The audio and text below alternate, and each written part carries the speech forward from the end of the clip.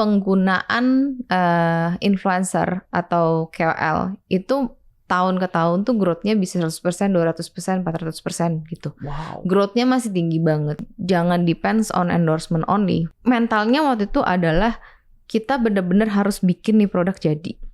Karena kalau misalnya kita nggak punya mental itu untuk resilient terus-terusan soal produk ini, kita pasti akan cepet fall into the old lagi, conventional business lagi. Kadang-kadang kalau misalnya gue yang lagi stres banget, ntar partner gue akan bilang terapi gih. Iya, Wow. gue pasti terapi gitu. Wow. Dia juga do terapi juga session. Wow. Which is menurut gue it's very helpful. How we judge ourselves kadang-kadang lebih cruel. Bedain antara healing sama running away.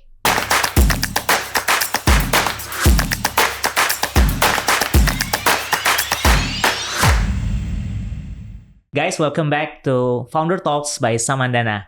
Hari ini gue kedatangan tamu yang akan ngomongin masalah yang paling ngetren sekarang, social media. Siapa yang gak punya social media? Gue punya social media tapi gak terlalu aktif. But anyway, please welcome Nesha Aurea. Hi, thank you Nesha ini adalah co-founder dari Slice.id, sebuah platform buat influencers ya. Buat manage influencer dan all the administration stuff lah sama influencer. Oke. Lu mulainya kapan tuh, Nes? Slice tuh berdirinya sebenarnya dimulai banget itu 2021 awal.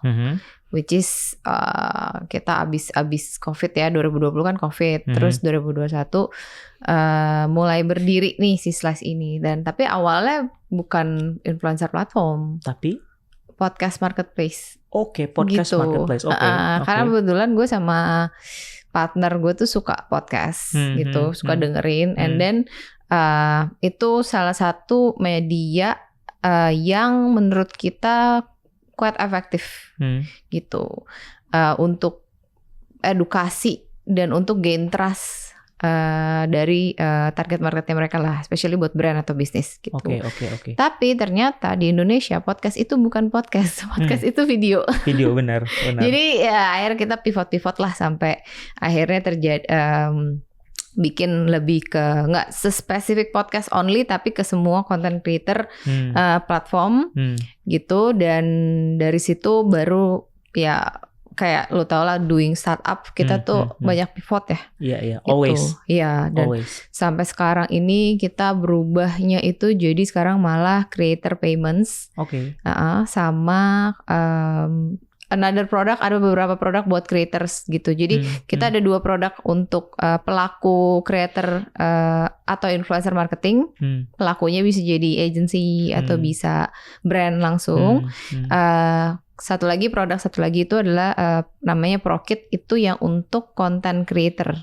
Jadi ada tools dari sisi invoicing, dari sisi rate cut gitu. Rate cut tuh kan kalau misalnya sekarang banyak kan kirim PDF gitu ya. Kalau misalnya content creator tertera harga-harganya, nah kita bikin kayak dalam bentuk links atau mini website, di mana di dalamnya rate cut itu ada analytics-nya.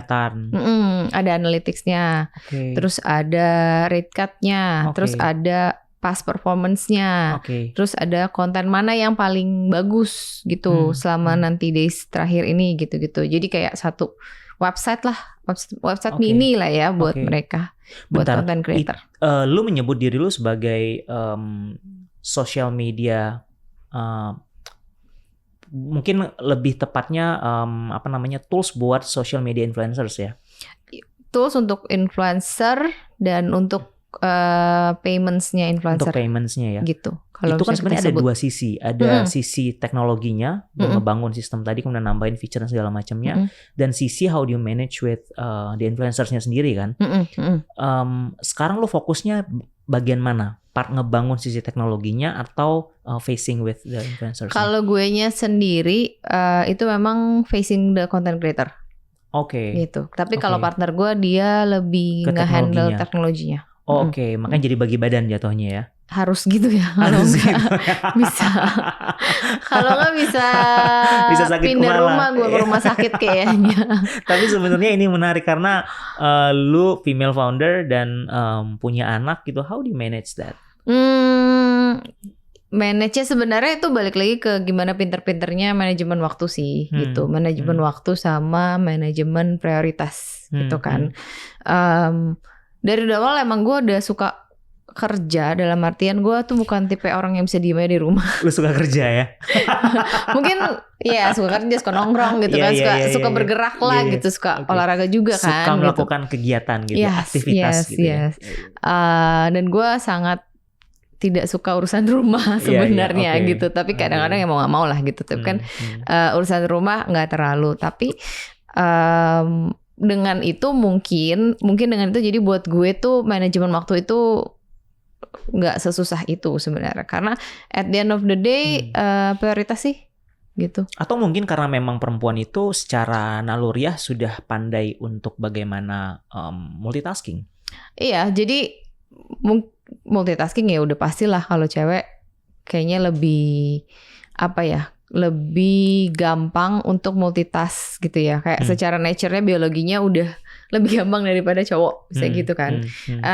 Tapi menurut gue multitask itu juga harus dibarengin sama prioritas. Kenapa gitu? Karena lo harus fokus juga kan. Jadi maksudnya once lo lagi melakukan sesuatu, lo harus bisa mengontrol juga nih multitasknya gitu. Jadi kayak oke, gue fokus di sini dulu, gue kerjain ini biar beres, terus baru next kemana gitu. Jadi ujung-ujungnya ke manajemen waktu. Manajemen gitu waktu, sih, makanya larinya ke prioritas tadi. Iya gitu. Tapi lu agree gak sih kalau work-life balance itu sesuatu yang bisa lo achieve atau it's just nonsense? I think kalau buat gue pribadi ya, work itu tuh bagian dari life. Jadi gitu loh. There's no balance on it or what? Bukan there's no balance. Kita nggak bisa kayak terlalu misahin banget gitu loh. Yang kayak sebenarnya gini, istirahat aja tuh salah satu dari bagian dari work gitu loh. Ya kan? Lo kalau misalnya kerja terus juga kerja lo nggak akan produktif gitu. Betul. And then doesn't mean when you rest itu lo nggak working. Gitu loh. Karena kadang-kadang when you rest ya memang lo perlu diem untuk let it work kan, let it happen gitu loh. Jadi work life balance itu bukan yang berseliweran kayak berarti gue butuh healing nih, gue harus pergi healing 3 hari, 4 hari, 5 hari gitu kan. Karena buat gue aja gue juga gak betah sih kayak gitu ya. Karena itu juga jadi kayak gimana, terus atau juga gini, gue harus work terus, gue gak boleh stop nih. Kalau gue stop berarti gak akan terjadi sesuatu, gak akan achieve sesuatu gitu. Tapi sebenarnya enggak gitu. Sebenarnya waktu lu rest aja ya lu bisa achieve juga gitu sesuatu gitu. Berarti lu jelas ya kubunya adalah gak dikit-dikit healing lah ya? Enggak lah. Pertanyaannya gimana cara lu menghadapi anak-anak yang dikit-dikit healing? Anak-anak ini atau Gen Z gak sih gitu sebutnya? Gen Z ya gitu. Menurut gue sebenarnya beda konteks sih ya. Maksudnya mungkin gini, jangan bedain antara healing sama running away. Gitu ya gitu. Kalau purpose lu healing itu adalah emang gue butuh istirahat untuk ya istirahat, tapi istirahat berapa lama sih lu butuh gitu? Masa 5 hari gitu ya. Menurut gue 5 hari istirahat tuh kayak gimana ya? Gue lebih ke kubu yang 1 minggu ada 2 hari tuh weekend. Itu optimalin waktu lu untuk yang lain gitu. Jangan terus lu mix juga gitu kan. Nah jadi gue lebih yang kayak yang penting konsisten sama pattern gitu loh. Karena kalau misalnya lu stretch yourself too much sampai lu burn out, wah itu bisa malah tambah kacau kan mentalitinya gitu kan. Nah jadi terus jangan jadi alasan juga, wah gue udah kerja terus gitu, gue butuh healing, pergi 1-2 minggu gitu. Sedangkan di dunia sekarang kita kayaknya udah gak bisa afford kayak gitu menurut gue. Karena semuanya serba cepat kan gitu, semuanya serba cepat, terus semuanya serba gak ada batasan gitu lah intinya. Semua serba global gitu. So jadi lo mesti, kalau gue sih ya, gue mesti bener-bener kayak misalnya 1 hari aja gue pasti akan siapin waktu untuk istirahat gitu. Jadi atau melakukan hal lain selain kerja seperti olahraga atau baca buku or something gitu. Jadi Gimana cara lo mengalokasikannya buat olahraga, buat me time buat diri lo sendiri, buat keluarga lo gitu? Buat mungkin hal-hal yang lo pengen lakuin juga sebagai misalnya lo hobi nonton kah atau hobi apa gitu. Gimana cara lo making priorities dengan semua itu? I mean considering lo juga jadi seorang lady boss di kantor gitu. Ya, menurut itu tadi ketika rest bener-bener rest gitu. Ya palingan rest butuh berapa sih? 1 jam, 2 jam gitu. Olahraga, let's say olahraga deh gitu kan. Butuh berapa sih 1 jam? Apapun olahraga lu ya, mau yoga, pilates, mau even di rumah doang gitu. 1 jam. Nah, jangan olahraga sambil kerja. Oke. Gitu kan gitu. Terus kayak misalnya gue lagi mau sama anak gue nih, ya udah HP tinggalin gitu. So I can always say gue away bentar ya sejam. Atau gue put aja di kalender lu ini working space lu gitu. Tapi lu mau space 1 jam dalam waktu 1 hari misalnya gitu. Instead of semuanya lu kejar sampai nanti lu ambil cuti terus lu tinggalin.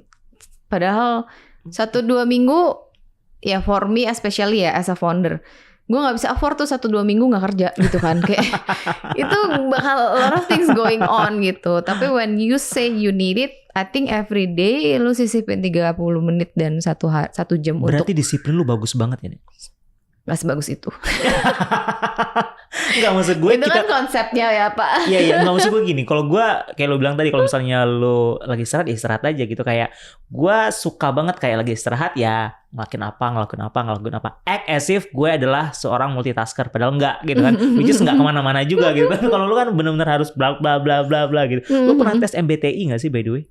Yang mana tuh MBTI itu yang kayak gue pernah tes gitu. Tes ya kayak karakter lo tuh kayak gimana gitu. Ada macam-macam tuh, ada apa sih deh? Gue lupa namanya. Ya INFP gitu-gitu ya? Iya INFP, INTJ atau apa-apa gitu. Pernah, tapi gue lupa sih gue apa. Oke. Gue kayaknya introvert udah pasti. Oh, are you introvert? Iya, gue introvert. Seorang introvert yang kemudian membangun bisnis di bidang influencer. Menarik. Menarik. Tapi karena itu ya, jadi pas gue ngetes itu selalu gue dapetnya introvert. Tapi nanti ada introvert terus ada thinking or feeling gitu-gitu kan. Tapi at the end of the day menurut gue walaupun karakter lu kayak gitu, lu gak bisa apply your karakter kayak gitu di semua di hidup sih. Makanya gue jadi kayak kadang-kadang bingung, gue introvert bukan sih gitu kan. Akhirnya gue jadi gak percaya sama label-label kayak gitu. Bukan gak percaya, gak terlalu menjadikan itu sebagai sebuah alasan. Kayak I think a lot of people juga menjadikan itu jadi alasan.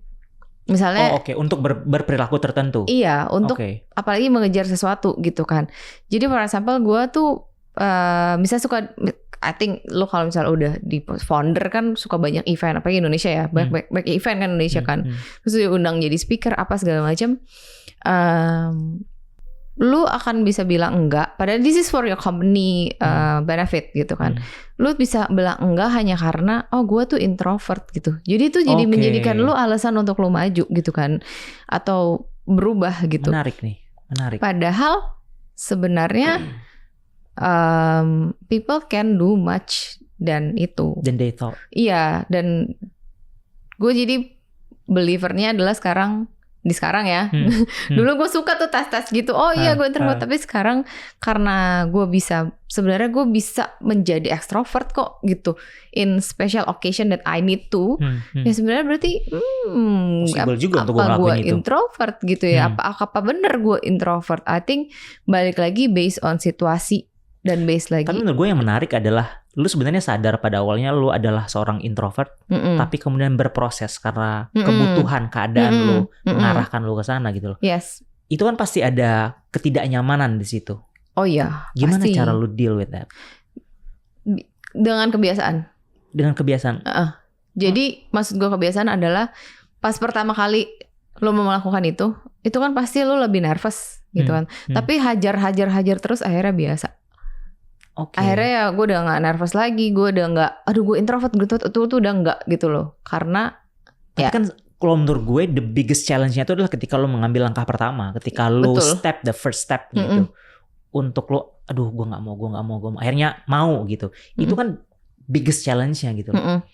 Biggest challenge-nya gimana caranya langkah pertama. Kan setiap I think setiap hari adalah langkah pertama kan. Maksud gue setiap kali dipanggil atau disuruh bicara di depan adalah everyday itu langkah pertama gitu loh. Cuman karena waktu awalnya itu adalah kayak slogan Nike gitu, just do it, gak usah terlalu mikir apa-apa, just do it. Ya akhirnya kedua kali, ketiga kali, keempat kalinya jadi udah nggak. Mungkin kadang-kadang yang lebih berat adalah overthinkingnya kali ya. Oh iya. Overthinkingnya itu. Nah kadang-kadang orang kan lebih banyak bilang overthinking itu ada di pihak perempuan biasanya. How do you manage that? Karena definitely seorang founder untuk kemudian overthinking tidak akan punya benefit banyak ke sana gitu. Gimana tuh Bu? Overthinking menurut gue perlu ya. Cuman mungkin lebih ke ngontrol kalau ngontrol kalau gue tuh gini sih, kalau misalnya pas gue lagi melakukan sesuatu gue overthinking, itu biasa gue tulis sih. Gue tulis dulu emosi-emosi gue tuh apa aja, takut apa gitu-gitu segala macam gitu. Gue harus tulis, tapi orang beda-beda ya copingnya. Kalau gue harus tulis gitu. Dan kalau misalnya udah keluar emosinya, baru kayak lu merasa nih observe gitu ya. Bener gak sih gitu kan. Nah bener gak sih kan sebenarnya juga kita sendiri yang tahu ya, gitu bener apa gak sih. Tapi ujungnya kalau gue udah kayak gitu, gue kayak udah deh, just do it gitu. I think because gue udah keluarin thoughts gue itu gitu. Biasanya menarik. Sehingga lu punya kemampuan untuk mengobservasi sebagai pihak ketiga dari emosi-emosi yang lu punya tadi ya. Iya, karena sebenarnya kalau lu menjadi pihak ketiga kan enggak deh. Kayaknya gue gak gini, kayaknya gue gak gini. Toh kayak kadang orang lain aja lihat kita lebih bagus daripada diri kita sendiri gitu loh. Ketika kita terlalu mikir, how we judge ourselves kadang-kadang lebih cruel daripada orang lain gitu. Nah kita harus memposisikan diri kita seperti orang lain, how you judge diri lo sendiri gitu loh. Dan I think kalau lo udah lihat dari perspektif orang ketiga itu help banget gitu. Enggak lah lo gak kayak gitu, udahlah just do it gitu. Betul. Ini gue relate banget karena orang kan suka curhat gitu ya. Curhat. Kalau orang yang dengerin curhatnya kayak gampang banget untuk ngeliat apa solusinya dari masalah yang dihadapin tadi. Tapi ketika orang yang punya masalahnya itu kayak, aduh ini gue mesti ngapain, bingung segala macam. Which is yang lo lakukan adalah lo menuliskan curhatan lo tadi, kemudian lo melihatnya sebagai pihak orang ketiga. Oh very nice. Itu sama juga kayak kalau misalnya lagi malam-malam. Lo gak bisa tidur, itu bisa overthinking kan. So I have to write it down. Abis itu udah lega gitu. Lu ada kebiasaan like daily journaling atau enggak? Jadi kok pada saat lu menemukan having a problem with your own thought, kemudian lu nulis ya? Jadi biasanya mostly kalau gue nulis itu adalah ketika gue memang lagi melalui hari-hari yang aduh kok kayaknya gak enak banget, kenapa nih gitu. Atau gue lagi gak bisa jalan gitu, gak bisa move kan. Ada hari-hari gitu kan, lu bangun kayak gak bisa do anything gitu. Tapi everyday gak sedisiplin itu, makanya gue bilang. Nes, boleh gak diceritain background lu dari SD lu, SMP, kuliah? Panjang loh. Gak apa-apa loh, kita nungguin loh. Ya, gue SD, SMP, SMA itu di sekolah Kristen, salah satu sekolah Kristen lah gitu, yang cukup sulit secara akademis ya. Cukup sulit buat lulus atau cukup sulit buat masuk nih? Cukup sulit buat, kalau di-compare sama sekolah lain, I think sekolah ini cukup sulit. Penabur. BPK penabur. Iya gitu. Tapi gue tuh itu asalnya disiplin lu yang lu punya ya? I think so ya. Itu nilai-nilai kayak setiap hari harus bangun pagi kan. Gue susah banget bangun pagi sih dulu. Gila, gue sering banget telat. Terus udah gitu kayak gimana lu belajar dengan keras gitu kan. Karena kalau lu gak belajar kan memang susah lah tuh sekolah gitu ya. Tapi di situ gue juga belajar how to trick situation gitu loh maksudnya. Karena gue bukan anak akademis sebenarnya. Karena selalu ada celah ya. Iya, selalu ada celah gitu. Bukan anak akademis, dan gue tuh suka men-challenge guru-guru gue gitu. Jadi kayak dulu tuh suka banget nyokap gue dipanggil, ini anaknya suka nantang gitu loh. Sebenarnya bukan nantang, kadang-kadang gue men-challenge the idea gitu loh. Kayak kenapa mesti pakai seragam? Kenapa seragamnya mesti di bawah lutut? Kenapa 5 cm doang gak boleh? Kenapa harus pakai ini? Gue suka menanyakan hal itu gitu loh. Jadi tapi bagusnya adalah gue ditaruh di sekolah yang untuk hal-hal seperti itu tidak ya lu kan harus ngikutin aturan intinya gitu gitu. Jadi agak balance nih sama karakter gue yang mungkin agak rebel gitu kan. Gitu. Nah, sampai SMA terus waktu kuliah gue ke UK. Di situ gue ambil desain karena gue suka desain. And then gue balik, gue start my first company itu di bagian kreatif desain. Tapi itu 2013, so it's like 10 years ago ya. 10 years ago. So dulu sama sekarang tuh beda banget soal konten. Ya, dulu tuh kalau mau bikin konten produksinya mesti susah lah gitu, nggak segampang sekarang. Sekarang pakai handphonenya udah bagus gitu kan. Nah, dan grafik juga gitu. Grafik juga harus bisa all that's Adobe software kan gitu. Jadi gue startnya di situ. Nah, terus yang gue belajar adalah new media. Which is waktu itu juga video adalah new media waktu itu. 10 tahun yang lalu ya? 10 tahun yang lalu. Website adalah new media waktu itu. Website adalah new media. Wow gitu, 10 tahun yang lalu loh gitu kan. Kalau sekarang enggak, kayak semuanya udah lumrah gitu kan gitu. Belum ada tuh Instagram. Mungkin baru-baru muncul ya Instagram. Terus dulu tuh masih BBM. Video, video tuh susah banget lah bikin video. Nah, dari bikin grafik terus ke video production. Foto video production gitu, ke TVC, video digital. Gila, TVC dulu syuting bisa berapa hari ya gitu. Sekarang digital TVC artinya udah kayak digital video sekarang kan gitu kan. Taruhnya juga di YouTube, taruhnya juga bukan di satu TV atau gimana yang lebar atau gimana gitu. Dan dari situ gue ngeliat, wah nggak bisa nih kayaknya konten terus gitu. Ini sebelum COVID, jadi kayak 2018. Nggak bisa nih kayaknya kalau gini terus konten tuh. Influencer juga baru-baru mulai gitu kan. Ini kayaknya orang bakalan gampang banget nih bikin konten. Foto sembarangan aja juga gini. Market juga udah saturated banget gitu. Makanya kenapa gue mikir kayaknya harus bikin produk deh. Gitu, harus bikin produk teknologi. Ya pastinya waktu itu kan musim-musim teknologi ya. Produk apa sih yang bisa still in the same industry gitu. Dan waktu COVID content creator meledak, I think content creator platform juga meledak kan waktu COVID gitu. Banyak banget yang punya content creator platform. Salah satunya kan Slice juga ya. Dan akhirnya sekarang kita bedanya mungkin pivot akhirnya kita jadi bukan content creator platform campaign-nya, tapi kita memang fokus ke payments-nya. Gitu. Jadi lu kalau boleh tahu payment itu kan biasanya kalau dari brand tuh ada TOP-nya kan, terms of payment-nya gitu. Apakah lu prosesnya menalangi atau kayak gimana prosesnya lu sebut sebagai payment tadi? Pasti sih menalangi ya. Menalangi ya. Jadi ada dua proses, ada dua service sih. Either kita talangin, tapi talangin plus ngurus ya. Dalam artian ngitung calculation-nya berapa, tax-nya mereka berapa. Bisa dari sistem lu kan? Dari sistem semua. Terus bukti potong pajaknya berapa, semuanya itu. Atau ada yang kita nggak nalangin, jadi emang kita ngurusin payment-nya aja. Gitu. Opsi itu bisa dipilih oleh content creator?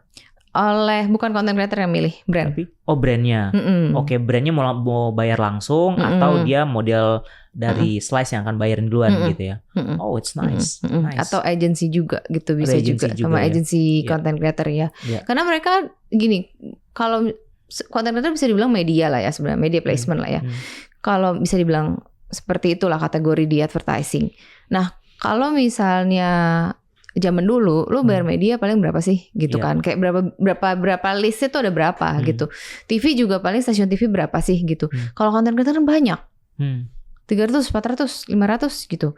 Ada yang 5.000 satu company gitu. Kalau lu ngeliat gitu, gimana lu ngeliat landscape dari social influencers di Indonesia sekarang? Wah, kalau di Indonesia itu di dunia dulu ya, di dunia itu menurut gue masih developing. Masih developing, masih mencari bentuk. Masih, especially content creator industry, especially di jumlah influencer, platform dan lain-lain gitu. Jadi ini belum besar. Gue bilangnya, kalau di Indonesia lebih lagi, belum sebesar itu. Makanya potensialnya content creator ini besar banget, menurut gue gitu.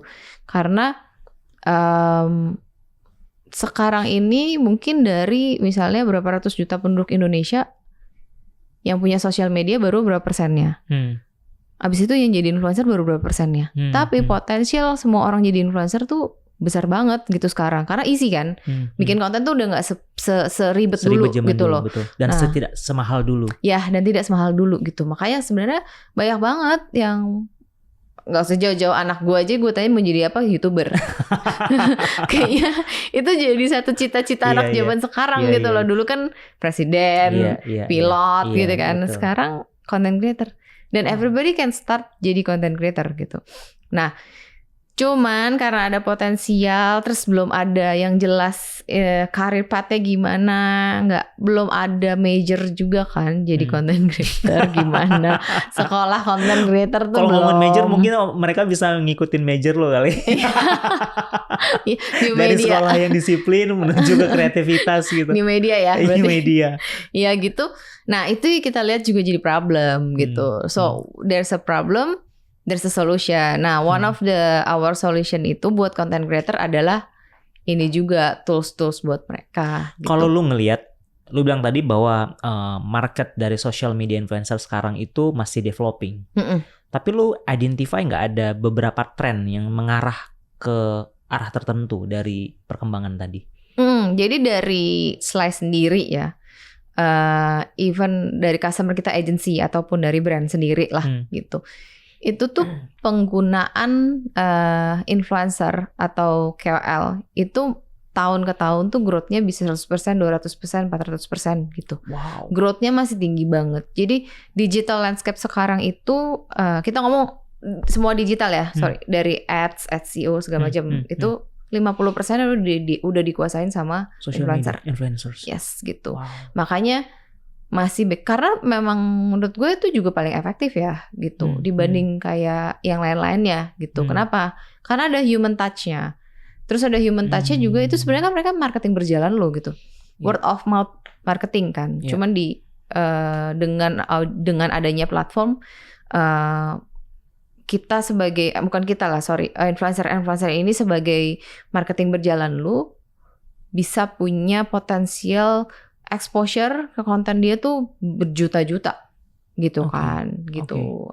Jadi I think one of the most effective way to advertise your product itu di situ. Kalau dulu ada namanya konsep long tail. Influencers yang mungkin mikro atau makro gitu kan, part of the long tail tadi kan ya. Lu ngelihat apakah konsepnya sama long tail zaman dulu website, which is website yang jarang dikunjungi orang, tapi dia tetap ada dengan model konsep influencer sekarang. Atau berbeda konsep long tail-nya. Sebenarnya dari konteksnya beda ya, gitu. Karena kalau kita ngomong perspektifnya influencer dulu kali ya. Sebagai seorang influencer, lu punya apa sih namanya? Masa expired atau masa jaya. Gitu. Dan mostly influencer sampai dia umur 48 tahun habis itu udah selesai. Pasti drop gitu kan. Maksudnya udah gak relate lagi. Kedua ya age juga. Secara aging juga lu udah ini gitu kan. Terus produk-produk yang bisa masuk ke lu juga udah semakin sedikit gitu kan. Nah, makanya juga content creator ini karirnya tuh sebenarnya nggak stop di endorsement only. Tapi bisa kemana-mana cabangnya. Ujung-ujungnya kita ngomongnya creapreneurship or something like that. Nah, itu yang sebenarnya kita equip secara tools dan juga secara edukasi nih untuk creator-creator kita gitu. Jadi jangan depends on endorsement only. Pertama endorsement tuh naik turun, seberapa relate-nya lu, seberapa viralnya lu, dan umur lu berapa gitu. Terus gue suka nih ngomongin umur nih. Jangan lagi ngomongin. Terus. Jadi setelah itu lu mau kemana? Gitu. Itu yang kita lagi equip sih. Sebenarnya banyak bisa jadi expert. Kan kalau jadi expert berarti kan lo misalnya akan mengajar gitu.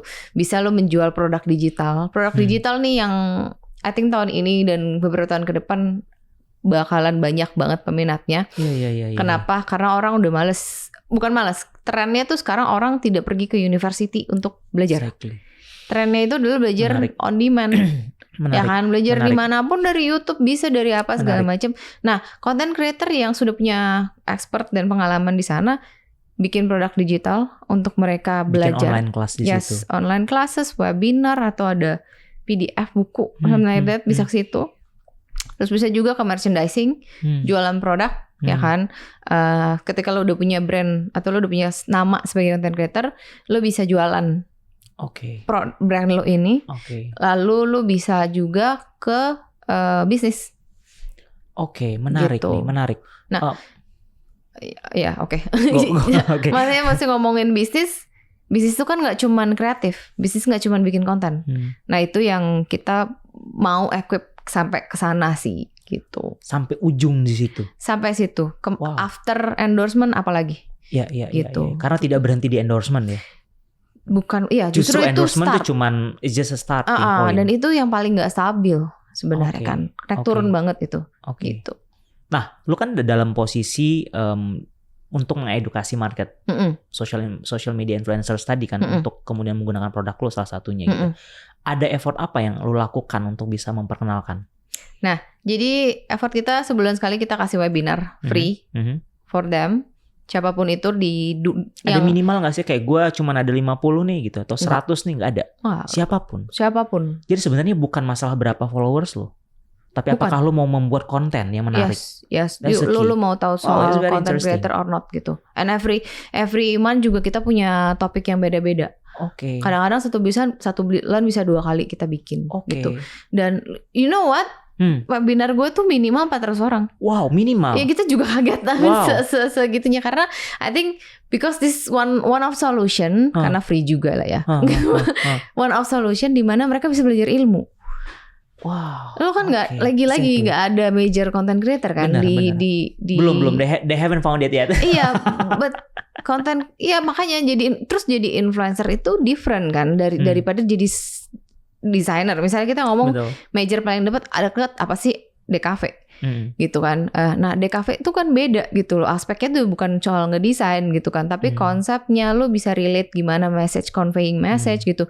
Personal branding juga penting gitu kan gitu. Jadi hal-hal seperti itu yang kita equip ke mereka. Sebulan sekali kita ada webinar, and webinar itu bisa diakses juga on demand. Kalau misalnya lu miss, lu nggak ikut webinarnya, lu bisa online. Iya, lalu kita juga ada coffee talks gitu. Coffee talks itu yang gathering gitu, monthly atau 2 bulan sekali, paling lama 3 bulan sekali kita bikin gathering. Itu yang lebih ketemu offline, ada talk show juga di sana, bisa ngobrol-ngobrol dan networking sesama content creator dan sama kita, dan sama beberapa brand juga yang pengen ikutan lah, tap in gitu. Lalu this year kita akan bikin Creator Con pertama. Creator Conference gitu, tapi sebutannya Creator Con, kayak Comic Con gitu loh. Iya. Kapan itu? 21 September. 21 September ini. Jadi semua kreator konten kemudian kumpul di situ. Ya, kumpul di situ untuk belajar. Kita ada kayak keynote speakernya, kita ada workshop kelasnya juga di sana. 1 hari itu untuk belajar bareng, untuk connect, networking ya. Itu juga sangat penting kan, apalagi kita di era collaboration. Dan juga untuk grow bareng lah gitu. Di mana nanti acaranya? Postblog. 21 September. 21 September hari Sabtu. Gitu. Kalau gue ngerasa kalau namanya influencers tuh currency paling utamanya ya jumlah followernya. Kalau gue ngerasa, tapi setelah ngobrol sama lu ternyata bukan ya. Justru willingness lu untuk mau bikin konten itu yang paling penting. Dan sebenarnya kalau misalnya metrik, mungkin kalau dulu lah ya 5-6 tahun lalu lah yang sebagai influencer tuh masih baru. Seorang influencer sukses or not tergantung jumlah followernya, ya kan. Tapi sebenarnya kalau sekarang sukses or not aja itu adalah berapa retensi yang bisa lu ciptakan. Dalam artian endorsement tuh seberapa sering. Terus lu di endorse sama sebuah brand itu di retain nggak? Dia balik lagi nggak ke lu? Balik lagi nggak ke lu? Gitu. Kalau cuma hit and run berarti nggak stabil. Pertama, kedua, maybe your content nggak perform gitu waktu lu kerja sama dia. Kenapa? Karena content creation aspeknya juga harus mikirin seberapa relate, gimana caranya lu bener-bener convey brand message. Oke. Di video lu itu. Oke. Gitu. Oke. Tapi balik lagi ke CreatorCon tadi, buat ikutan gimana caranya, Nes? Untuk content creator bisa ikutan di website kita ada, bisa langsung beli tiketnya. Lagi early bird berapa? 79.000 early bird. Oke. Lalu early birdnya sampai kapan? Sebelum sampai birdnya terbang? Agustus. Oke, Agustus. Okay. Agustus akhir. Dan di tiket itu kalian udah bisa langsung dapetin workshop juga. Oh, oke. Kita ada 7 workshop di dalam situ. Oke. Gitu. Oke. So teman-teman yang tertarik untuk jadi content influencers mungkin bisa ikutan CreatorCon. CreatorCon di Postblog. Ya. 21 September ya. So balik lagi ke Slice.id. What is the biggest challenge waktu lo memulai dan menjalani sampai sekarang? Proof of concept sih. Proof of concept. Iya. Oh, that's why kenapa lo banyak ada pivotnya tadi ya? Iya, itu. Ya, I think every startup kayak gitu sih, Da. Jadi kayak POC-nya ya. Iya, kita pertama kali itu kita harus proof the concept dulu. Dan once itu udah work, baru bisa ini. Okay. Baru bisa jalan. Iya, let's say next step. Gitu. Ceritanya lo kemudian dapat pendanaan kemarin. Itu sebelum Nexticorn kan? Pendanaan itu kan? Jadi wah itu cukup panjang sih. Itu to be honest berdarah-darah dan untuk bisa karena gue yakin funding. Teman-teman di luar sana pasti tertarik sama prosesnya gimana ngedapetin pendanaan. Iya. Disclaimer aja, bikin startup nggak semudah itu. Dan nggak seindah itu ya. Dan nggak seindah itu.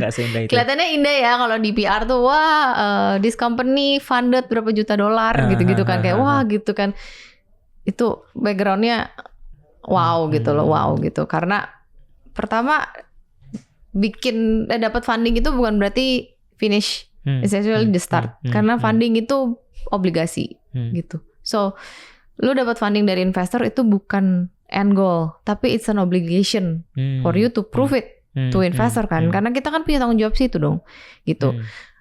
Selain itu juga kita harus bisa manage funding ini, gitu. Jangan asal bakar, gitu loh. Karena lagi-lagi kita harus men-treat itu sebagai uang kita sendiri, gitu. Dan prosesnya untuk dapat itu gue sangat susah menurut gue juga. Bisa dibilang susah. Kenapa? Karena waktu kita raise fund itu kita belum punya produk. Kita cuma punya konsep. Oke. Tapi menarik loh. Lo raise fund 2021 kan? Iya, 2021. Which sudah masuk Tech Winter. Udah. And then lo raising fund ketika lo belum punya produk. Gimana ceritanya? Maksudnya lu ada dalam masa gelap nggak sih itu? Masa gelap untuk raising funding based on ideas. Iya. Dan kuncinya satu sih. Percaya. Percaya sama apa, Nes? Diri sendiri. Iyalah, gimana caranya gue bisa meyakinkan investor kalau gue sendiri gak percaya produk gue, ya kan, gak percaya sama konsep gue gitu loh. Dan itu yang sama partner gue sama partner gue apa ya namanya ya, prinsip kita gitu. Prinsip kita adalah percaya aja gitu sama ini gitu loh. Dan memang ya kita juga ada data-data dan ada logik lah pastilah gitu. Di belakang itu dan di belakang itu. Dan itu tau gak, challenge terbesar itu adalah apa? Mental. Challenge terbesar itu mental. Bener-bener mental. Karena apalagi kita belum punya produk. Kita sambil building sih. Tapi kan untuk build tech produk itu kan gak murah ya. Betul. Dan makanya lo lakukan makanya itu kita butuh funding ya? Kan. Terus kita juga masih conventionally kita masih kayak influencer campaign conventionally sambil bangun produk gitu kan untuk ya uang dapur lah istilahnya gitu kan. Dan mental gitu. Jadi mentalnya waktu itu adalah kita benar-benar harus bikin nih produk jadi. Karena kalau misalnya kita nggak punya mental itu untuk resilient terus-terusan soal produk ini, kita pasti akan cepet fall into the old lagi. Conventional business lagi. Jadi produknya kita tinggalin gitu kan. Jadi kita kejar project aja biar dapat uang gitu. Sedangkan kan itu bukan lu punya bigger goalnya di depan. Iya. Nah, mental lu untuk bisa mencapai kesana dan benar-benar fokus sama bigger goal itu. Itu gue sama Gue sama partner gue tuh bisa kayak misalnya sebulan sekali kita take turn antara gue yang sakit mental atau dia yang sakit mental. Jadi kita harus saling mensupport gitu loh. Kadang-kadang kalau misalnya gue yang lagi stres banget, ntar partner gue akan bilang terapi gih. Iya, wow. Gue pasti terapi gitu. Wow. Dia juga do terapi juga session. Wow. Which is menurut gue it's very helpful. Oke. Gitu. Nes, mungkin pertanyaannya gimana caranya punya mental yang kuat? Ya terlepas dari lo sekolahnya disiplin, sangat disiplin, udah gitu kuliahnya sendirian di London, apa yang mesti dilakuin untuk punya mental yang kuat? Nanti abis itu kita ngomongin lagi ya, apa yang dilakukan setelah punya mental yang kuat ya. Latihan sih menurut gue. Apa latihannya, Nes? Latihan mental. Latihan mental dong. Sudoku gak sih? Bukan ya? Gitu. Punya prinsip kalau gak ada yang gampang di dunia ini, satu. Gak ada yang instan di dunia ini, dua. Dan kalau misalnya nggak dan prinsip mesti terus-terusan ngomong to yourself kalau sebuah rejection atau sebuah kegagalan itu sebenarnya part of journey aja, part of sukses aja gitu. Jadi kayak itu tuh jadi kegagalan atau rejection itu bukan berarti hal yang buruk gitu loh. Itu normal aja gitu. Normal aja, itu memang part of life udah gitu. Jadi mentality itu mungkin yang harus diomongin terus ke diri sendiri gitu. Dan gue ingat banget waktu COVID, sebenarnya waktu COVID tuh juga gue impact. Gue kan waktu itu bikin PH, semi PH lah ya, maksudnya kayak konten lah ya, kreatif lah. Itu kan waktu COVID gak ada apa-apa. Ya kan, like kita mau ngapain itu waktu itu juga jeblok kan. Nah, tapi terus ada satu momen yang gue ingat banget, gak tau kayak gue stres-stres gitu. Gimana nih gue mesti gimana nih segala macem lalala. Terus tiba-tiba ada satu momen yang kayak, ini kan cuma it's just a job gitu.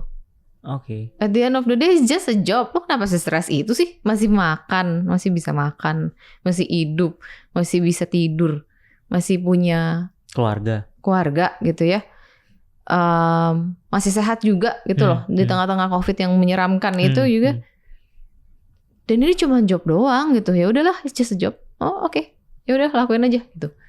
Mungkin kayak gitu kali. Jadi kayak emang self talk yang jadi lebih membangun self awareness apa yang lo bilang sama diri lo sendiri ya. Karena kayak lo bilang tadi, kadang-kadang kita jauh lebih kejam dibanding orang lain. Iya, sama ya tadi kalau misalnya mau ngomong bahasa sekarang adalah gratefulness.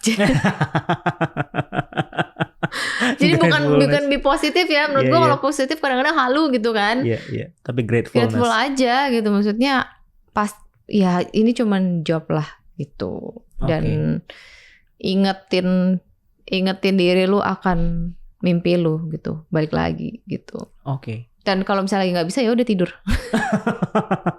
Jadi paksain gitu. It gitu. will heal anything ya. Iya, it will goes down juga. Misalnya lu lagi stres hari ini, aduh kayaknya gue lemes banget ya, lagi gak terlalu semangat. Ya udah kerjain apa yang lu bisa, tidur, nonton, kerjain apa yang lu bisa. Sekarang mah udah enak banget kali gak perlu ke kantor, gila. Lu masih ada WFH gak sih di kantor? Gue cuma Senin doang ke kantor. Oh cuma Senin doang. Tapi kalau tim WFH-nya berapa? Sama, Senin doang? Sama, Senin doang internal. Kita Senin semua internal ketemu. Ini juga operasional tim doang, developer semua di rumah. Oke. Wow, efektif banget berarti ya. Berarti lo tidak mengenal macet. Itu dia. Kasihan sih. Maksudnya ada operasional tim gue dulu tadinya kita seminggu 3 kali, terus jadi seminggu 2 kali. Sakit-sakitan dia. Karena capek ya. Maksudnya ke kantor udah 2 jam. Pulang 2 jam. Dia kapan istirahat? Tapi gimana cara lo manage tim lo ketika cuma 1 kali seminggu ketemu? Pertama kita result oriented company gitu. Kedua, again kita itu tidak mendikte apa yang dilakukan, tapi memang gue delegate gitu. Ini susah sih. Oh, oke, menarik nih. Susah. Delegate tuh susah gitu. Untuk seorang ibu delegate kayaknya gue yakin sulit banget. Karena kadang-kadang masak air aja nggak bisa delegate kayaknya. Tapi mungkin karena gue banyak hal yang harus gue kerjakan kan, dari ngurus anak, edukasi anak, kerja, rest up, terus gue juga suka olahraga gitu. Jadi akhirnya delegasi itu adalah juga penting gitu. Ya makanya waktu lu meng-hire seseorang gitu. Nah, ini menarik menurut gue. Gimana caranya lu meng-hire orang yang kemudian punya kemampuan untuk solving the problem, untuk bisa menyelesaikan tugas yang lu minta untuk dia selesaikan gitu. Approach gue dan partner gue mungkin agak beda di sini, tapi itu yang sebenarnya bikin kita in a way cocok gitu. Kalau dia itu benar-benar teknis banget. Jadi interview itu akan ada 2, itu gue dan dia. Dia tuh akan menanyakan semua pertanyaan teknis dan logik.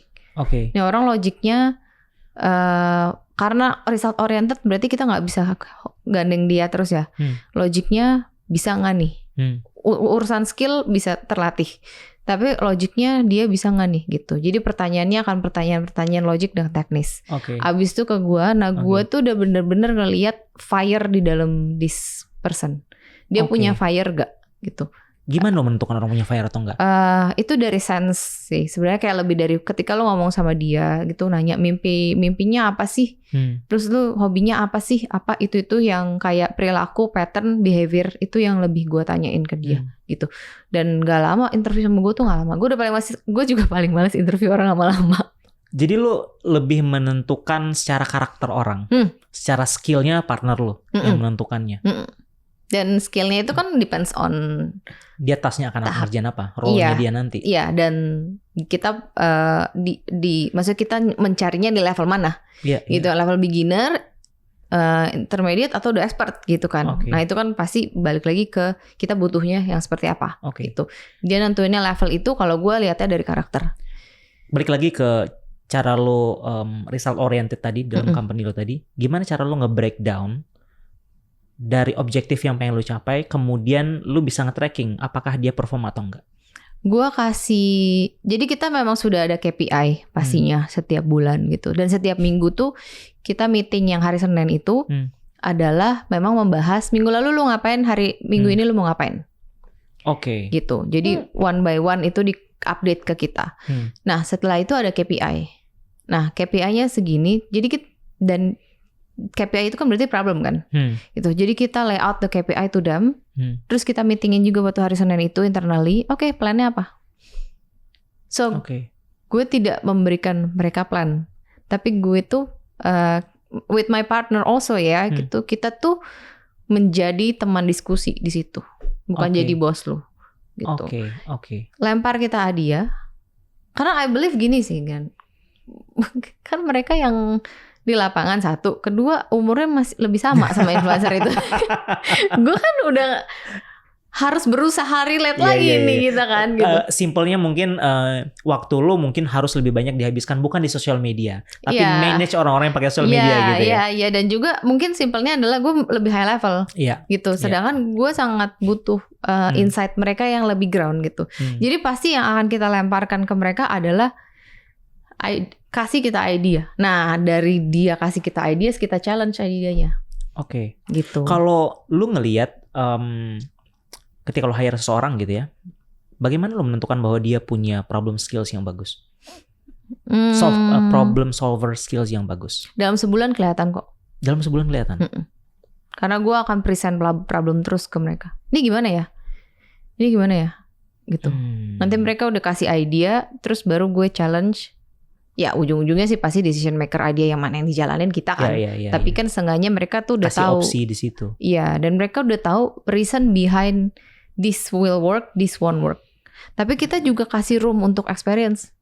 Jadi enaknya di startup mungkin gitu ya, wiggle room untuk experience lebih gede dan kita juga memang karena belum terstruktur di dalamnya. Iya. Betul. Ya udah jalanin, coba itu sebulan. Nggak jalan kita drop next idea gitu. Berarti lu punya time frame ketika lu testing new ideas sebulan? Yes, sebulan. That's it, sebulan. Di luar dari sebulan kalau nggak works, kill it. Kill it. Gitu. Dan setelah sebulan ada yang works, kita siram bensin ke sana gitu. Jadi proses reiterationnya yang cepet ya? Iya, harus gitu sih menurut gue. Karena gini loh, kalau nggak kita buang waktu, gitu kan, buang waktu dia eksperimen terus. Karena simpelnya kalau misalnya kita hire orang gitu kan, biasanya ada masa probation setidaknya 3 bulan, ya kan? At least berarti kita spend with this kind of guy 3 bulan gitu untuk menentukan apakah dia works atau enggak. Jadi dalam probation kita selalu 3 bulan, tapi dalam sebulan kita udah bisa decide sih kita mau lanjut apa enggak gitu. Wow. 1 month. 1 month. Iya. 1 month. Kalau 1 month biasanya gue 1 month notice. Nes, minum dulu Nes. Iya. Logikanya gitu deh, kayak logiknya kenapa sebulan? Gini deh, lu sebagai employee ya, baru mulai kerja, paling semangat dong pasti dong. Sorry, paling semangat dong pasti kan dalam waktu 1 bulan. Iya. Nah kalau 1 bulan itu hasilnya kayak slow gitu, yang kedua ketiga bulan malah makin turun dong. Iya. Gitu.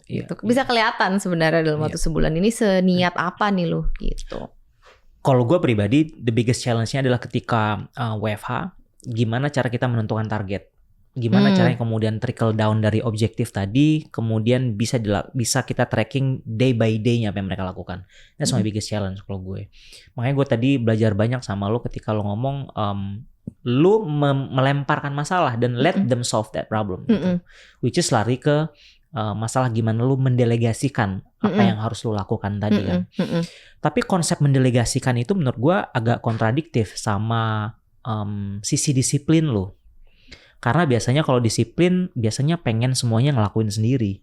Iya. Gue nggak tahu apakah lu juga dulu tipikal orang yang pengen melakukannya semua sendiri karena menurut lu mungkin itu cara terbaik untuk melakukannya, atau lu memang sudah dari awal pandai untuk mendelegasikan sesuatu terhadap orang lain. Gue nggak terlalu kesulitan sih kalau delegasi memang gitu. Karena gue tuh kalau partner gue susah. Partner gue tuh micromanage, nggak sampai micromanage, tapi dia detail kayak akhirnya dia kayak udah gue aja deh yang kerjain biar bagus gitu. Nah sampai one day ketemu problem di sana adalah nggak bisa kerjain semuanya gitu. Nah kalau gue sebenarnya dari dulu memang nggak tahu, mungkin gue ada satu keyakinan juga sama manusia ya. Kalau manusia tuh pintar belajar sebenarnya gitu. Kalau dikasih ruang untuk mereka belajar gitu. Karena kalau misalnya disuapin terus, ya yang peribahasa itu loh. Lu kalau misalnya mau bikin orang grow itu kasih pancingan bukan ikan. Bukan ikannya. Gitu. Jadi prinsip itu sih yang mungkin gue juga udah tanemin dari dulu sehingga. Ya, tapi kontradiktifnya di gue adalah karena gue perfeksionis ya. Jadi gue kadang-kadang stres kalau hasilnya nggak sebagus itu, gitu. Tapi akhirnya ya ngomong lagi ya, lo namanya juga delegasi ya. Gimana bisa namanya juga delegasi ya, dia nggak bakalan bisa sama kayak lo lah gitu. Turunin ekspektasi lo lah ya. Iya, turunin ekspektasi.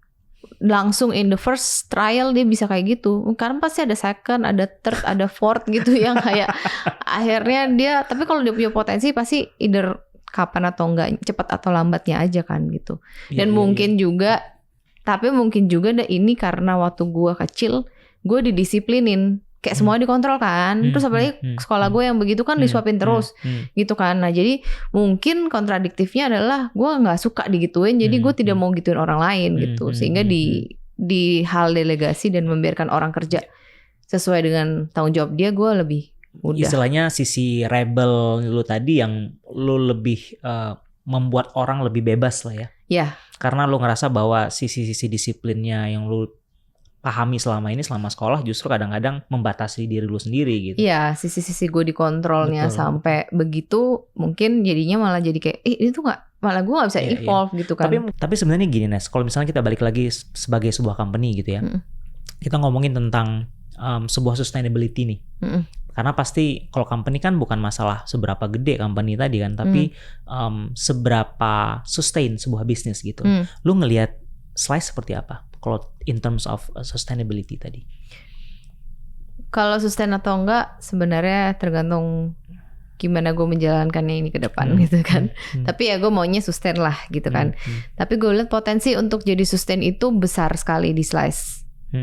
Bukan gara-gara ini company gue ya, bukan. Tapi secara market, secara potensi. Secara market dan secara arah gue pergilah gitu. Arahnya adalah kita itu memang mau mensupport industrinya yang cukup baru dan akan terus ada gitu. Karena kita memerge antara creator sama entrepreneurship. Entrepreneurship dari dulu sampai sekarang ada kan? Ada, betul. Gitu tuh nggak ada matinya deh gue rasa gitu. Nah jadi merge itu, mengawinkan itu dan industrinya itu. Jadi bukan sekedar endorsement, bukan sekedar pakai satu platform only gitu. Platform manapun yang akan istilahnya platform manapun yang akan berkembang ke depannya gitu. Dari dulu kita punya Facebook, Friendster. Oh, lebih lama lagi Friendster. Dulu tuh Friendster, MySpace gitu kan. MySpace, ya betul. Terus Facebook, terus apa Snapchat gitu-gitu kan, like banyak banget gitu. Berarti lu ada dalam fase, lu ada dalam generasi yang dulu pernah melihat Friendster itu sebagai sesuatu yang wow ya. Nggak usah disebutin ya, itu ketahuan umur gue. terus. Ya. Nah, jadi dengan berkembangnya teknologi dan platform, tapi kita tuh nggak ngambil situ, nggak spesifik to that, tapi kita juga terus-terusan nilai entrepreneurship-nya itu yang kuat, tapi kan tinggal packaging-nya aja dan industrinya di mana gitu kan, which is content creator ini gitu. Jadi sustainability-nya gue rasa di situ sih gitu. Karena sih ini TikTok nih, FYI anak gue tuh sekarang mainnya use shorts. Iya, Gen A itu semua shorts gitu. Jadi nanti ke depannya itu akan YouTube shorts, which is ya beda lagi kan gitu. Jadi betul. Ya evolvingnya tapi tetap di bisnis yang kita tahu bisnis itu adalah nggak akan ada matinya gitu. Nes, boleh diceritain mungkin teman-teman di luar sana mereka sangat tertarik tuh gimana sih caranya pada akhirnya kemudian Slice dapat funding, proses detailnya. Terlepas dari sisi emosionalnya, terlepas dari sisi kejiwaannya. Mungkin biasanya mereka punya ide, caranya, punya produk gitu. How to get there gitu. Ngomong sama semua visi. Approach sama semua visi. Okay. Dari mana sih? Sebenarnya dari website tuh juga banyak sih gitu. Sekarang banyak acceleration website kan, kayak startup acceleration. Terus kayak lihat di Google juga banyak ada visi apa aja dan lain-lain. Sama ya, yang paling efektif menurut gue adalah ngobrol sih. Ngobrol sesama founder. Tapi problemnya adalah kalau misalnya gue bukan di komunitas founder. Tapi gue punya ide nih, gue pengen nih produk gue atau company gue ada yang lirik gitu loh. Tapi gue tidak ada dalam komunitas itu gitu loh. How to get there? Masuk ke komunitas itu. Ya gampang sih, Instagram lah. Cari di Instagram, cari di TikTok. Sama ya approach gitu. Maksudnya jangan takut lah. Maksudnya sekarang orang DM gue udah banyak kan nanya-nanya gitu. Jangan takut gitu loh. Tapi that kind of mentality gak semua orang punya loh. Untuk approach orang. Gue juga dulu gak punya. Iya. Percayalah. Percayalah apa yang dikatakan. Percayalah, gue dulu juga nggak punya, tapi ya karena mungkin waktu itu mimpi gue lebih besar daripada ketakutan gue untuk approach orang. Jadi ya. Akhirnya lu bisa overcome itu ya. Mau nggak mau, ya sih mau nggak mau lu. Berarti lu sebenarnya banyak evolving diri ya dalam proses lu ngebangun Slice ya. Yes, nggak Slice only gitu. Jadi dulu tuh juga gue pas awal-awal bikin creative agency ini yang bukan agency, creative studio ini kan, gue WhatsApp gue tuh nge-DM artis-artis cuy. Wow. Nge-DM artis-artis, gue punya ide. Kita mau jualan website kan, dulu kan jualannya gitu ya, website, video gitu. Gue mau jualan website, gimana ya?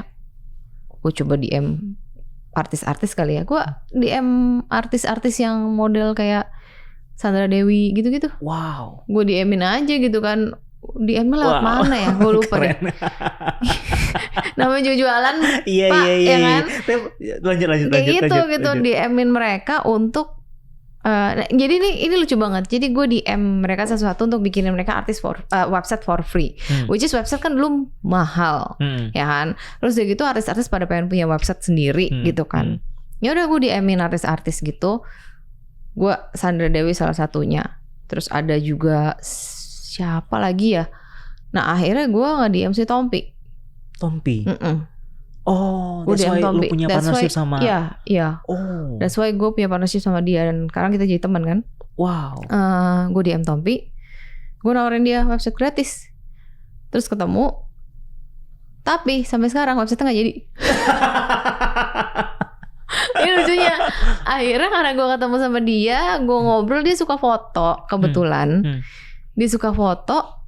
Terus gue bilang, Mas lu mau moto-motoin orang wedding atau apa nggak gitu? Terus dia bilang, oh ya boleh ayo dong gitu. Kan dia suka sama desain kita kan. Kita udah desainin sih, tapi nggak jadi aja, nggak beneran jadi website. Gara-gara akhirnya separate project, jadinya project ke foto video. Ya udah, terus akhirnya gue jadi banyak sampai terakhir COVID itu project terakhir kita yang bareng itu adalah film. Yang judulnya Selesai. Karena dia pengen bikin film, gue juga pengen bikin film. Terus lagi COVID nih, nggak tahu job begituan kan drop ya. Jadi kita bikin film sendiri lah gitu. Waktu COVID kita syuting yang judulnya Film Selesai. Ya itu terakhir. Wow. Gitu. Wow. Sama aplikasi itu sama gue lakukan ke startup. Every business lah. Every business ya. Kayaknya gue nemuin satu hal nih. Sebenarnya kita itu bukan tidak bisa melakukannya karena memang tidak ada sumber dayanya atau tidak ada pengetahuannya, tapi mungkin karena kita lack of brave, rasa percaya kurang diri malu ya.